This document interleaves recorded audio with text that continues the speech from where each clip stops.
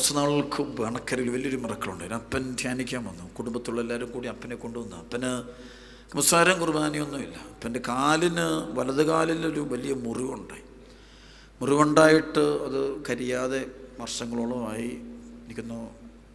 ഡോക്ടർമാർ പറഞ്ഞിരിക്കുന്ന കാൽ മുട്ടിന് താഴോട്ട് മുറിച്ച് മാറ്റണമെന്ന്.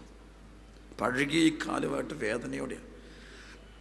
മക്കളവിടെ ധ്യാനിക്കാൻ വന്നവരായിരുന്നു, മക്കളും ബന്ധുക്കളൊക്കെ. മക്കൾക്ക് നല്ല പ്രായമുണ്ട്. ഈ അപ്പന് ഒരു 80 വയസ്സിന് മുകളിൽ പ്രായമുണ്ട്. ഈ മനുഷ്യനെ കൊണ്ട് അവിടെ എത്തി.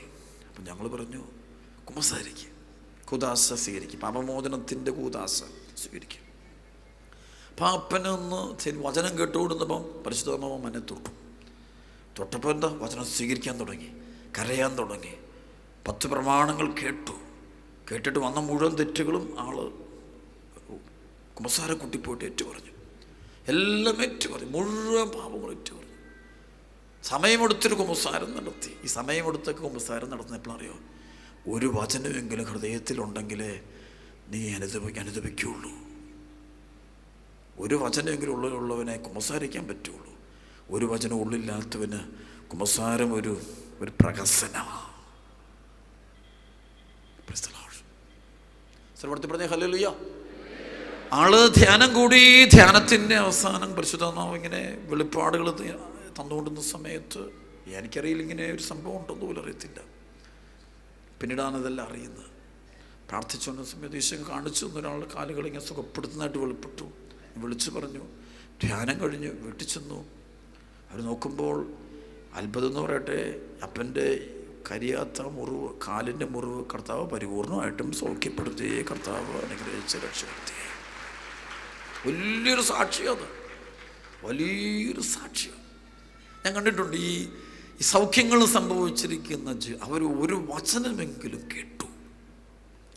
മാനസാന്തരപ്പെടുമെന്ന് പറഞ്ഞപ്പോൾ അവർ മാനസാന്തരപ്പെടാൻ തയ്യാറായി.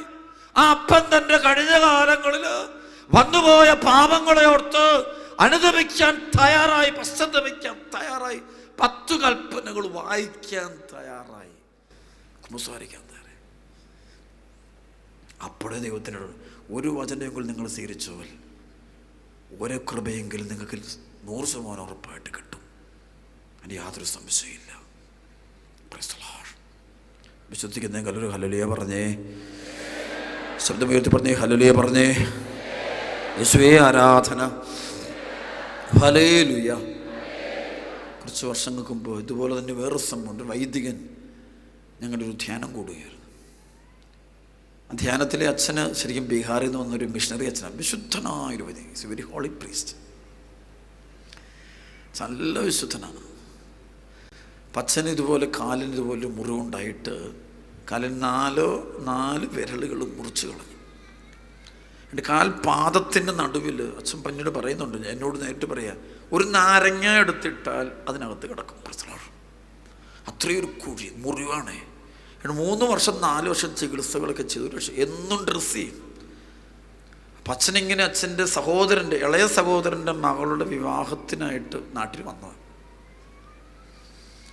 അപ്പോൾ നേരെ അച്ഛനെ അപ്പം വീട്ടിൽ ചെന്നപ്പോൾ സഹോദരൻ നല്ലൊരു പ്രയറിലുള്ള മനുഷ്യൻ, പ്രാർത്ഥന നല്ല വിശുദ്ധനായൊരു സഹോദരൻ, നല്ല പ്രാർത്ഥിക്കും, ഇവിടെയൊക്കെ ഉള്ളപ്പോൾ നല്ല പ്രാർത്ഥിക്കുന്ന ഒരു മകനായിരുന്നു. അപ്പം ആ മകൻ പെട്ടെന്ന് അച്ഛൻ വീട്ടിൽ വന്നപ്പോൾ ഈ അച്ഛൻ്റെ കാലിങ്ങനെ അഴുകിയിട്ട് സ്മെല്ല് വന്നിട്ട് വീട് മുഴുവൻ സ്മെല്ലാണ്. അപ്പം ഇവർക്ക് വിഷമമുണ്ട്, അച്ഛൻ്റെ വേദന ഇതല്ല. അച്ഛൻ കല്യാണം നിൽക്കൊന്നും വേണ്ട, ഒക്കെ നടന്നോളും. അച്ഛൻ പോയി ധ്യാനം കൂടും.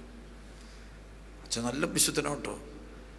അപ്പോൾ ആ അച്ഛൻ്റെ വീടിൻ്റെ ഒരു അവിടെ നിന്ന് ഒരു 10 കിലോമീറ്റർ 15 കിലോമീറ്റർ അപ്പുറത്തൊരു ധ്യാന സെൻ്റർ വെച്ചാൽ ഞാൻ ധ്യാനിപ്പിക്കുക.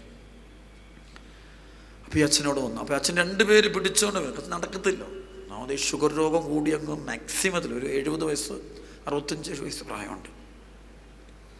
വളരെ കഷ്ടപ്പുറകെ വന്നിങ്ങനെ സാധാരണ ഉടുപ്പൊക്കെ ഇട്ട് പാവം വന്നിരുന്ന് പ്രാർത്ഥന. പക്ഷെ നല്ല വിശുദ്ധനാണ്. എൻ്റെ പ്രിയപ്പെട്ട മക്കൾ, എന്തൊരു ഹീലിംഗാണ് അറിയാൻ സംഭവിച്ചത്. അന്ന് ഒരു ഡെലിവറൻസ് പ്രയർ ഉച്ച കഴിഞ്ഞ് ഒറ്റ പ്രയർ ഞാൻ നടത്തി. പക്ഷെ അച്ഛന് വിശ്വാസമുണ്ട്, നല്ല വിശുദ്ധിയുള്ളവർക്ക് വിശ്വാസം കൂടുതലാണ്. വിശുദ്ധി ഇല്ലാത്തവർക്ക് വിശ്വാസം പോയി. വിശ്വാസം പോകുമ്പോൾ കണ്ണിന് അന്ധത കയറി പിടിക്കും. പിന്നെ ക്രിസ്തുവായിട്ടുള്ള ബന്ധം മുറിഞ്ഞു പോകും. ചിലപ്പോൾ തോന്നിപ്പോവും ദൈവം ഒരാൾ തന്നെ ഉണ്ടോ. സംഭവിച്ചത് ഒറ്റ പ്രയർ കഴിഞ്ഞു. ഒരു ബന്ധനൊഴിയും കെട്ടഴിയും ഒരു പാട്ടൊക്കെ പാടി ഒരു പ്രാർത്ഥിച്ചിട്ട് ഹോളി വാട്ടർ തെളിച്ചു. അച്ഛൻ്റെ കൂടെയുള്ള അച്ഛന്മാർ ഹോളി വാട്ടർ തെളിച്ച് ഉച്ച കഴിഞ്ഞൊരു 4 മണി കഴിഞ്ഞപ്പോൾ ഇൻ്റർവെൽ സമയമായി. ഇൻ്റർവെൽ സമയത്ത് അച്ഛൻ മുറിച്ചെന്നു. എല്ലാ ദിവസവും ഇങ്ങനെ അച്ഛനെ കാലിങ്ങനെ ഡ്രസ്സ് ചെയ്യണം. ഈ പഴുപ്പിങ്ങനെ വരും. കാലിനടുവിൽ മുറിവ് 4 വിരൽ മുറിച്ച് കളഞ്ഞു. ഇനി കാല് മുഴുവനോടെ മുറിച്ച് കളയാൻ വേണ്ടിയാണ് ഡോക്ടർ പറഞ്ഞിരിക്കുന്നത്. അത് കളയാതെ ഇങ്ങനെ മരുന്നൊക്കെ വെച്ച് ഇങ്ങനെ കൊണ്ടുപോകണം.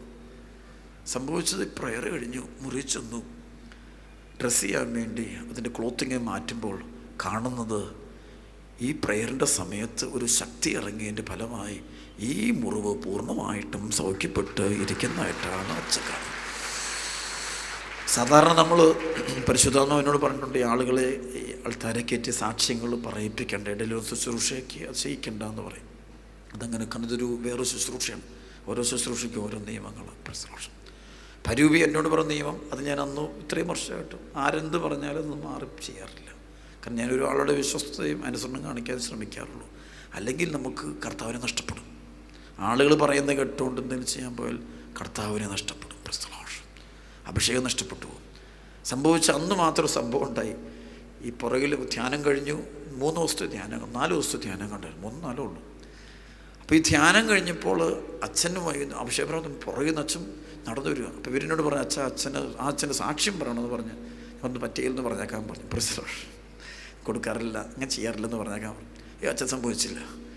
ഞങ്ങൾ നോക്കുമ്പോൾ ഈ ധ്യാനത്തിൻ്റെ ആദ്യത്തെ ദിവസം വന്നത് 2 പേര് പിടിച്ചുകൊണ്ടാണ് വന്നതെങ്കിൽ അച്ഛൻ പുറകിന്നേ കൂളായിട്ട് നടന്നു വന്ന് ആൾത്താരിലോട്ട് വന്ന് കയറിയിട്ടേ പ്രസിഡന്റ് എൻ്റെ കയ്യിൽ നിന്ന് മൈക്ക് മേടിച്ചെടുത്തിട്ട് അച്ഛൻ ഈ സംഭവം പറഞ്ഞേ.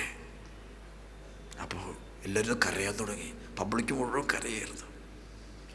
അപ്പം അച്ഛൻ പറഞ്ഞു, വചനത്തിൻ്റെ ശക്തി, ഈശോ ജീവരക്ഷകൻ, ഈശോയിലൂടെ മാത്രം ഈ സൗഖ്യം നിങ്ങൾ ലോകത്തൊരിടത്തും കാണില്ല. കാരണം ഇത് നമ്മളിൽ ഉണ്ടാകണമെങ്കിൽ വചനമാണ്. നമ്മുടെ ഇടയിൽ അത്ഭുതങ്ങളോ അനുഗ്രഹങ്ങളോ അഭിഷേകങ്ങളോ കുറയുന്നുണ്ടെങ്കിൽ വിത്ത് വീഴുന്നുണ്ട്, പക്ഷെ വിത്ത് അതിൻ്റെ വേര് പിടിക്കുന്നില്ല, വേരുണ്ടാകുന്നില്ല. വേരുണ്ടാകണമെങ്കിൽ വെള്ളം ഒഴിച്ച് കൊടുക്കണമല്ലോ, വളമിട്ട് കൊടുക്കണം, അതിന് സപ്പോർട്ട് ചെയ്യും. ഇപ്പം ധ്യാനം കേട്ടിട്ട് നിങ്ങൾ ഇറങ്ങിയിട്ട് വേറെ അടുത്ത് പോകുന്ന വഴിക്ക് ഹോട്ടലിൽ കയറി വേറെ പരിപാടിക്ക് പോയി, പോകുന്ന വഴിക്ക് നിങ്ങൾ കുറേ വർത്തമാനമൊക്കെ, പോകുന്ന വഴിക്ക് നിങ്ങൾ ടെലിവിഷനെ കൊണ്ട്, പോകുന്ന വഴിക്ക് കുറേ രാത്രി പോയിട്ട് മ്ലേച്ഛ ചിത്രങ്ങൾ കണ്ടു, അല്ലെങ്കിൽ വേറെ പുസ്തകങ്ങൾ വായിച്ചു കഴിഞ്ഞാൽ വേര് പിടിക്കുകയൊന്നുമില്ല. ഉറപ്പുകാരി, 100% ഉറപ്പുകാരിയാണ്. ആ വചനം വളരാൻ നീ വെള്ളം ഒഴിച്ചു കൊടുത്തിട്ടുണ്ടോ, വളമിട്ട് കൊടുത്തിട്ടുണ്ടെങ്കിൽ വളരും, അല്ലാതെ വളരത്തൊന്നുമില്ല. അതുകൊണ്ടാണ് വിളിക്കപ്പെട്ടവർ അനേകര്, തിരഞ്ഞെടുക്കപ്പെടുന്നവരോ അത്രയും പേര് വരുമ്പോൾ തിരഞ്ഞെടുക്കപ്പെടുന്നവരുടെ എണ്ണം കുറവായിരിക്കും. ഈ തിരഞ്ഞെടുക്കപ്പെടുന്നവർ വചനം കേട്ട് ഹൃദയത്തിൽ സംഗ്രഹിച്ച് ക്ഷമയോടെ ഫലം പുറപ്പെടുവിക്കുന്നവർ. സ്വരമൂർത്തി പറഞ്ഞു ഹല്ലേലൂയ. ലൂക്ക 8:15 പറഞ്ഞു, നല്ല നിലത്ത് വീണതോ വചനം കേട്ട് ഉത്കൃഷ്ടവും നിർമ്മലവുമായ ഹൃദയത്തിൽ സംഗ്രഹിച്ച് ക്ഷമയോടെ ഫലം പുറപ്പെടുവിക്കുന്നവർ. കാത്തിരി ക്ഷമയോടെ വെച്ചാൽ ഇന്നല്ല, അതിനൊരു സമയമുണ്ട്. ഞാൻ അവർക്ക് 95 പരിശുദ്ധാത്മാവിൻ്റെ കൃപ കൊടുക്കുമ്പോൾ എൻ്റെ ആധ്യാത്മിക ഗുരുക്കന്മാർ എന്നോട് പറഞ്ഞൊരു കാര്യമുണ്ട്. ഒരിക്കലും ഒരാൾ പ്രാർത്ഥിച്ചു പറഞ്ഞു, അന്ന് പറയുന്ന ചമ്മച്ച 20 വർഷം കാത്തിരിക്കേണ്ടി വരും കേട്ടോ. ഇന്ന് കേട്ട വചനം ഫലം പുറപ്പെടുവിക്കാൻ 20 വർഷം കാത്തിരിക്കേണ്ടി വരും എന്നോട് പറഞ്ഞു. അപ്പോൾ എന്നോട് ചോദിച്ചു, തയ്യാറാണോ? ഞാൻ പറഞ്ഞു, ഞാൻ തയ്യാറാണ്, ഐ എം റെഡി. പ്രൈസ്. കാത്തിരിപ്പുണ്ട്, അല്ലാതെ ഒറ്റ ദിവസം കൊണ്ടുണ്ടാകുന്ന അത്ഭുതങ്ങളൊന്നും ഞാൻ വിശ്വസിക്കുന്നില്ല. ഏറ്റവും വലിയ അത്ഭുതം നമ്മളിലെ പരിവർത്തനമാണ്, നമ്മളിലെ മാനസാന്തരം, നമ്മുടെ വിശുദ്ധീകരണം. അത് ആ അത്ഭുതം നടക്കാതെ വേറെ എന്ത് അത്ഭുതം നടന്നിട്ടും ഒരു സമയം കളയുക. കൈയടിച്ച് കർത്താവ് നന്ദി പറഞ്ഞ ഉച്ചത്തിൽ സംഭവിച്ച ഞാൻ ദൈവം നന്ദി പറയുന്നത് 2015 ആകുമ്പോൾ ദൈവത്തിൻ്റെ ആത്മാവ് എന്നെ ഒരുപാട് സ്ഥലങ്ങളിൽ സുവിശേഷത്തിനായിട്ട് കർത്താവ് ഉപയോഗിക്കാൻ തുടങ്ങി. അപ്പം ഞാൻ ഓർക്കും, ദൈവം അന്ന് ഒരു വചനം ഇട്ടു, ആ വചനം വളർത്താൻ വേണ്ടി ഉപവാസം എടുക്കണം, നോയമ്പെടുക്കും, ത്യാഗം എടുക്കും, സഹനം എടുക്കും, ലോകസുഖങ്ങളൊക്കെ എടുത്ത് ദൂരെ കളയേണ്ടി വരും, ഒറ്റപ്പെടും, ഒരുപാട് പീഡകളാണ്. കാരണം വചനത്തോട് വിശ്വാസം കാണിച്ചിട്ടുണ്ട്. വചനത്തിൽ വിശ്വസിച്ചാൽ നമുക്ക് ആരുടെയും കൂടെ എതിലേയും പോകാം. പക്ഷെ വചനത്തെ മുറുകെ പിടിക്കുമ്പോൾ കുറേ കാര്യങ്ങൾ വിട്ടുകളയേണ്ടി വരും. അപ്പം അങ്ങനെ ഒരു വചനമെങ്കിലും നിൻ്റെ ഹൃദയത്തിൽ ഈ ധ്യാനത്തിൽ വെച്ച് വീണാൽ നീ രക്ഷപ്പെട്ടു. ആ വചനമാണ് നിന്നെ ഇനി കൈപിടിച്ച് നടത്താൻ പോകുന്നത്. വചനമൊന്നും ഇല്ലെങ്കിൽ കണ്ടല്ലോ, നീ ഓന്തിൻ്റെ സ്വഭാവം പോലായിരിക്കും. പ്രൈസ്. സാഹചര്യം അനുസരിച്ച് നീ മാറിക്കൊണ്ടിരിക്കും. നിരീശ്വരവാദിയെ കാണുമ്പോൾ നീ നിരീശ്വരവാദിയായിട്ട് പറയും, ഈശ്വരവാദിയെ കാണും ഈശ്വരനാണ്. സുവിശേഷത്തെ അക്സെപ്റ്റ് ചെയ്യുന്നതും സുവിശേഷം. ഞാൻ പള്ളി വരുമ്പോൾ വിശുദ്ധനും വിശുദ്ധ, കടയിൽ ചെല്ലും, ബിസിനസ് സ്ഥലത്ത് ചെല്ലുമ്പോഴും പക്ക ബിസിനസ്.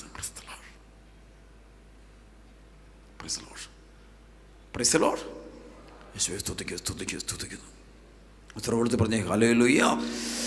വചനം വരുമ്പോൾ, അവിടെ ദൈവവചനം വരുമ്പോൾ ഒരു നിലപാടേ ഉള്ളൂ, രണ്ട് നിലപാടില്ല.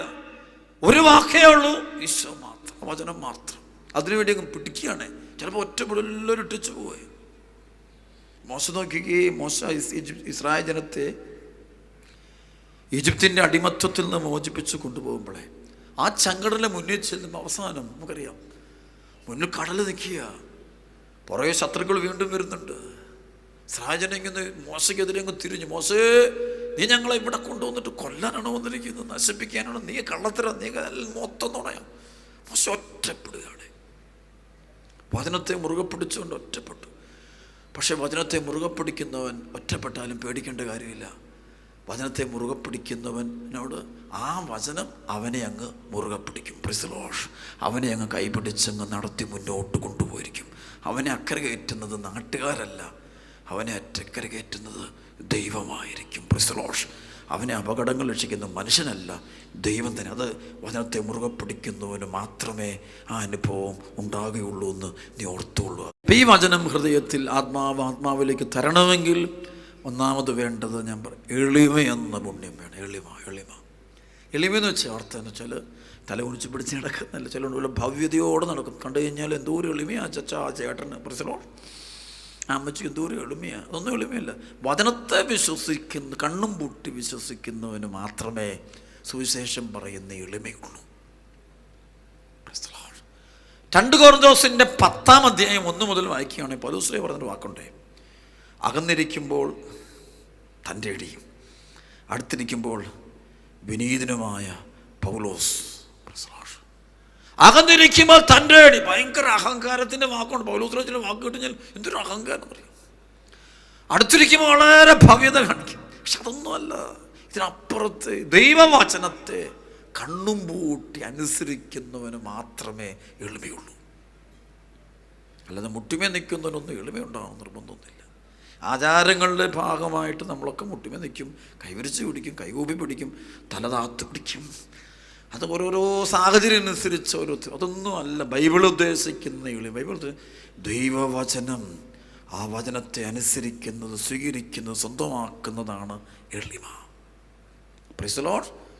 ഒന്ന് യോഹന്നാന്റെ സുവിശേഷം 1:12 പറയുന്ന പോലെ ശരിക്കും 1:10 മുതൽ തുടങ്ങണം. അവൻ സ്വജനത്തിൻ്റെ അടുക്കിലേക്ക് വന്നു, അവരാകട്ടെ അവനെ എന്നാൽ അവനെ സ്വീകരിച്ചവർക്കെല്ലാം, അവൻ്റെ നാമത്തിൽ വിശ്വസിച്ചവർക്കെല്ലാം ദൈവമക്കളാകാൻ അവൻ എളിമപ്പെട്ടത് വിശ്വസിച്ചവർ പറഞ്ഞേ ഹല്ലേലൂയ. യോഹന്നാൻ 3:30 പറയും, അവൻ വളരുകയും ഞാൻ കുറയും വേണം. ഒന്ന് കൈയടിച്ചേ ഈശോയുടെ മക്കളെ, നന്നായി കൈയടിച്ച്. ആമേൻ, പ്രൈസ് ദി ലോർഡ്. ലൂക്കാ സുവിശേഷം 1:47-48 വചനം പറയേ, ദൈവം തൻ്റെ ദാസിയുടെ താഴ്മയെ, അമ്മയ്ക്ക് താഴ്മ, എളിമ വെച്ചാൽ ഇപ്പം പരിശുദ്ധിയമ്മ പരിശുദ്ധിയമ്മ മാലാഖയോട് ചോദ്യമില്ലേ, ഇതെങ്ങനെ സംഭവിക്കും, ഞാൻ പുരുഷനെ അറിയുന്നില്ലല്ലോ. Praise the Lord. ഉടനെ ദൈവത്തിൻ്റെ വചനം വരികയാണ്, പരിശുദ്ധാത്മാവ് നിൻ്റെ മേൽ വരും, അത്യുന്നതൻ്റെ ശക്തി നിൻ്റെ മേൽ ആവശ്യം ഇത്ര വരും. അപ്പം അമ്മ എന്ത് ചെയ്തു, ഇതാ കർത്താവിൻ്റെ ദാസി, നിൻ്റെ വചനം പോലെ. ഒരു നിമിഷം അമ്മയ്ക്ക് ചിന്തിക്കും, അതെങ്ങനെ നടക്കും, നമ്മളൊക്കെ ചോദ്യമുണ്ട്, എങ്ങനെ നടക്കും. അപ്പം അങ്ങനെ ദൈവവചനത്തിൻ്റെ മുമ്പിൽ നിൽക്കുന്ന ഏതൊരു വ്യക്തിയും ബൈബിള് പറയുമ്പോൾ അവൻ അഹങ്കാരിയാണ്, അവൻ തിരഞ്ഞെടുക്കപ്പെട്ടിട്ടില്ല. ലോകത്തിൽ നടക്കാത്തൊരു കാര്യമാണ് അമ്മ വിശ്വസിക്കുന്നത്. വചനം മാംസം ധരിക്കും, പരിശുദ്ധാത്മാവ് നിൻ്റെ മേൽ വരും, അത്യുന്നതൻ്റെ ശക്തി നിൻ്റെ മേൽ ആവസിക്കും. അമ്മ വിശ്വസിക്കുന്നു. കന്യക ഗർഭം ധരിച്ചൊരു പുത്രൻ്റെ പ്രസവം അമ്മ വിശ്വസിക്കുക, കണ്ണും പൊട്ട് വിശ്വസിക്കുക. ഒരു പക്ഷേ പരിശുദ്ധ അമ്മ അത് വിശ്വസിക്കുമ്പോൾ അമ്മയുടെ കൂടെയുള്ള ആരും അത് വിശ്വസിക്കുന്നില്ലായിരിക്കും. അങ്ങനെ വിശ്വസിക്കാൻ പറ്റില്ല.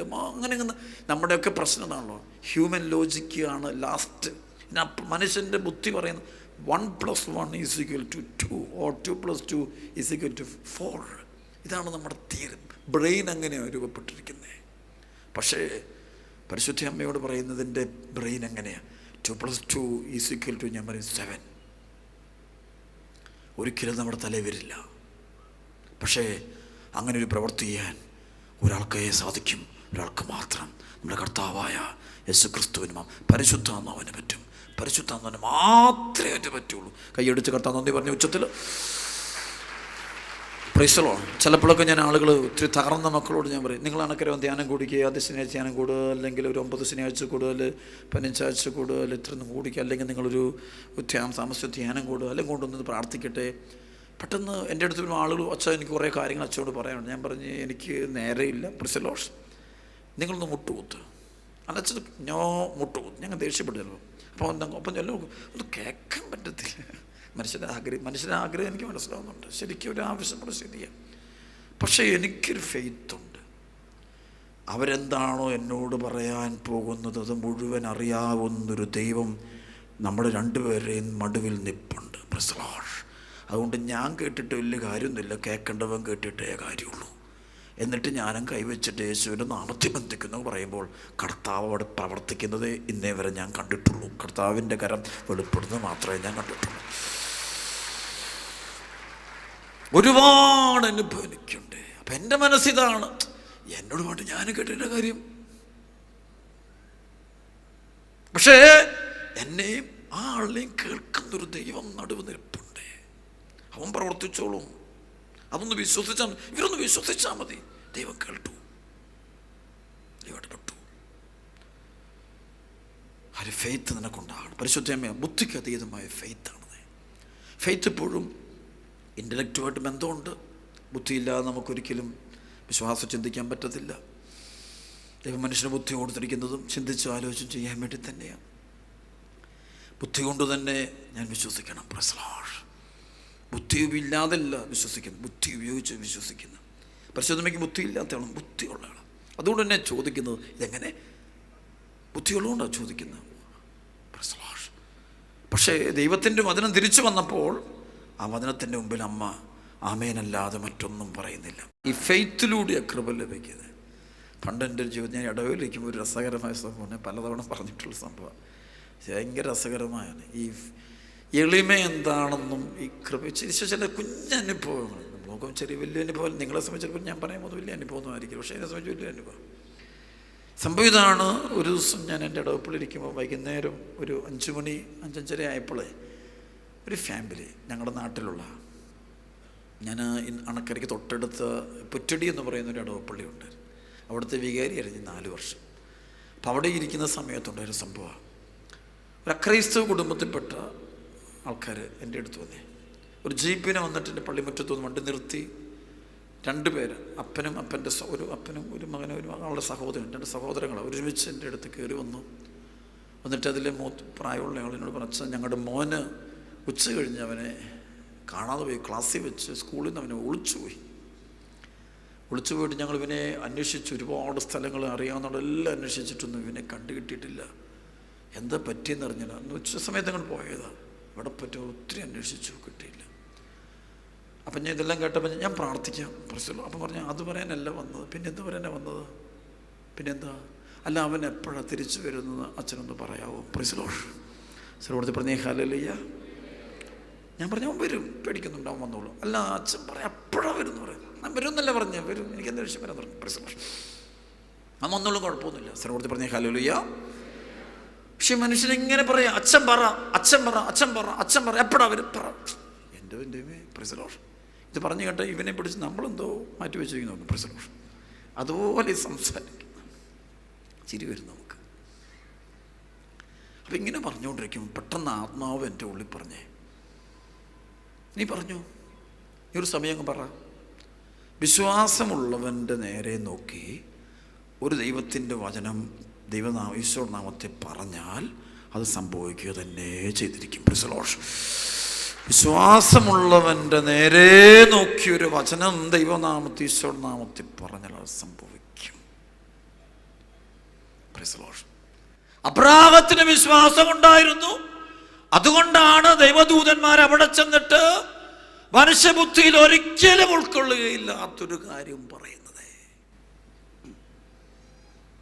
ദൈവത്തിന് അസാധ്യമായിട്ടൊന്നുമില്ല എന്ന് ചിന്തിക്കുന്ന ഒരു വിശ്വാസം. ശ്രമപ്പെടുത്തി പറഞ്ഞേ ഹല്ലേലൂയ. ശബ്ദമെടുത്ത് പറഞ്ഞേ ഹല്ലേലൂയ. യേശുവേ ആരാധന. സംഭവിച്ചത് ഉടനെ ഞാൻ ഈ മനുഷ്യൻ ഇങ്ങനെ പറയുമ്പോൾ നീ പറഞ്ഞു. അപ്പോൾ പെട്ടെന്ന് ഞാൻ പറഞ്ഞേ പൊക്കെ പേടിക്കൊന്നും വേണ്ട. അപ്പം എനിക്കിത് ഈ സമയത്ത് വണ്ടിക്കകത്ത് ഇദ്ദേഹത്തിൻ്റെ ഭാര്യയുണ്ട്, കരയുന്നുണ്ടോ, അങ്ങോട്ട് കരയുന്നുണ്ട്. അപ്പം ഞാൻ എൻ്റെ മനുഷ്യനോട് പെട്ടെന്ന് പറഞ്ഞു പൊക്കെ പേടിക്കണം, ഞാൻ പ്രാർത്ഥിച്ചോളാം, നാളെ വൈകുന്നേരം 5 മണിക്ക് മുമ്പ് അവൻ തിരിച്ച് വന്നിരിക്കും. Praise the Lord.